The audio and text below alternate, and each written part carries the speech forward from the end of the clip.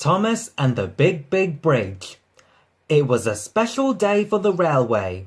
"We are here to launch the new rail line through the mountains of Sodor," the Fat Controller announced. "Today we open the Big Bridge." What wonderful news! Everyone cheered. The mountains were beautiful. The people of Sodor couldn't wait to visit them. Everyone wanted to see the Big Bridge.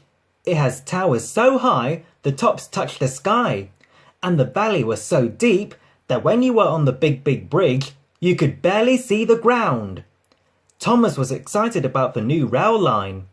"This really is a special day," he said happily. Then Henry chugged up to Thomas. The big engine frowned. "I don't want to go to the mountains," Henry said nervously. "It's windy up here. Very windy." Henry didn't like the wind. Henry didn't like the rain or snow or hail either. "You're a big engine, Henry," Thomas said. "You shouldn't be afraid of a little wind." But Henry was afraid, and that made Thomas a bit afraid too. "Gordon, Henry, Thomas, hitch up your coaches," called the Fat Controller. "It's time for your first trip to the mountains." Percy and James were glad they didn't have to go up to the mountains. They were afraid to cross the Big Bridge. "There's nothing to be afraid of," Thomas insisted in a voice loud enough for Percy and James to hear. "It will be easy to cross the Big Bridge." Thomas and Henry chugged to the platform. Gordon the express engine was already there. His coaches were full of passengers. Annie and Clarabelle were soon hitched behind Thomas. "Hurry, hurry!" they called. "All aboard!" cried the guard. The Fat Controller turned to the crowd and waved his hat one last time. "Toot toot!" Gordon whistled. "Follow me!" In a burst of steam, the big blue engine was off. Soon the trains were rolling through the countryside in a long line. Gordon took the lead. Behind him chugged Henry. Then, because he was the smallest, came Thomas. All along the way, people came out of their houses and cheered when they saw the trains go by. At the foot of the mountain, Henry slowed to a crawl. "These mountains are much too high," he moaned. "I can't go. I'm afraid of heights." "Don't be silly," Thomas said bravely. "I'll be right here behind you." But Henry didn't budge. He was very nervous, and that made Thomas nervous too. "Come on," Thomas gently pushed Henry. "We have to go." The brand new tracks were smooth and shiny, but Henry barely moved along them. The truth was, Henry didn't want to reach the top of the mountain because he'd have to cross the Big Bridge.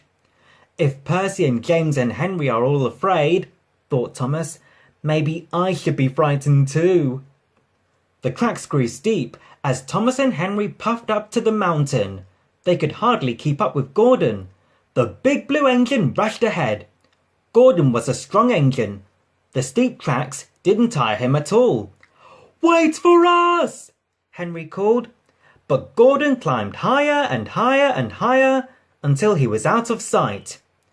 "I don't think I can make it," Henry groaned, his steam giving out at last. "This mountain is too steep." "Keep going," Thomas urged him. "We can't let a little mountain stop us." But Thomas was having trouble chugging up the steep mountain too, and he was beginning to worry about crossing the Big Bridge. Finally, Thomas and Henry arrived at the top of the mountain. There it was, the Big Bridge, and it was high. It was windy up there too, very windy. "I won't go," Henry declared. "But we have to cross," Thomas said bravely.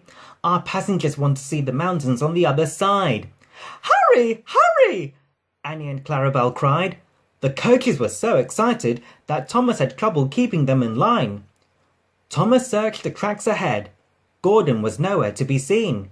He had already crossed the bridge and rolled into the mountains beyond. Thomas and Henry were alone. "I'll go first," Thomas said at last. Then you can follow me, Henry. If the wind blows, close your eyes, Henry said. That way you won't see anything scary. Click-clack, click-clack, click-clack. Thomas began to cross the bridge. Thomas looked up. He could see the clouds touching the top of the bridge. Nervously, he looked down, but the bridge was so high he couldn't see the ground. A sudden gust of wind shook the bridge. This scared Thomas, and he closed his eyes so tightly that he couldn't see where he was going. Click-clack, click-clack, click-crash! Thomas came to a sudden stop. He opened one eye for a quick peek. Oh no! He cried. His wheels were off the track. Are you all right, Thomas? Called Henry. I'm stuck, Thomas said glumly. I couldn't see where I was going, and my front wheels have jumped off the track. Just then, Gordon returned. He frowned when he saw Thomas stuck in the middle of the bridge.